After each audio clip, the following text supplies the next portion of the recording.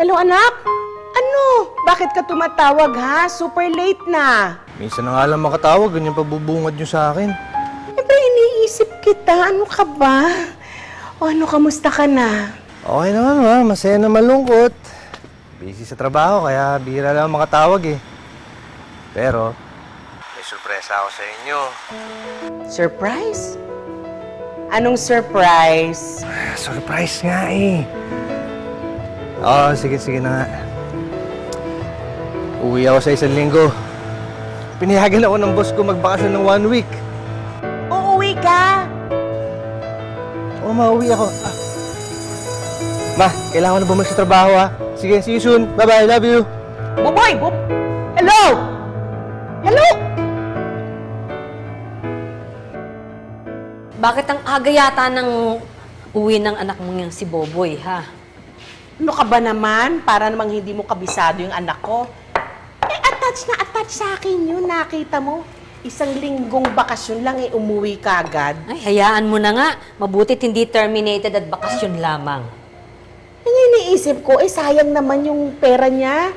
Doon sa pamasahin niya. Paano siya makakaipon nun? Hindi na siya makakapagpatayo ng sarili niyang bahay. Eh, sa tingin mo ba makakapagpatayo ng sariling bahay niya yung anak mo? Eh, mukhang malabo yata naman yun. I'm home! Uy! Ako talaga tong batang to. Ano ba? Sweet naman. Ay, tita. Hello. Ay, sandali lang ha. Ikaw magtapat ka sa akin. Bakit ba umuwi ka pa? Ma, syempre na-miss kita. Naku, tigilan mo ako, Buboy. Tigilan mo ako. Hindi mo ako madadala sa ganyan. Ano ka ba?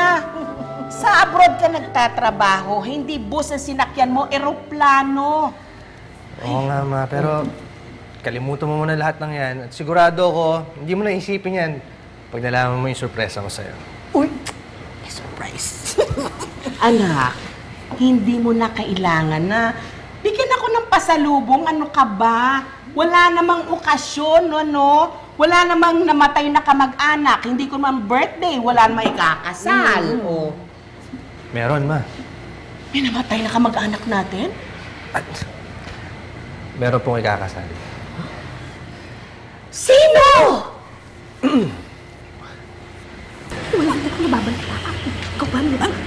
Sino nagkakasal? Hello po, good afternoon po. Ma? Si Bella po. Fiancé ko. Tita, bless po. Bless po. O, teka lang, sandali. Bakit naman tita? Dapat, mami na itawag mo sa kanya. Magiging asawa na kita eh. Mami!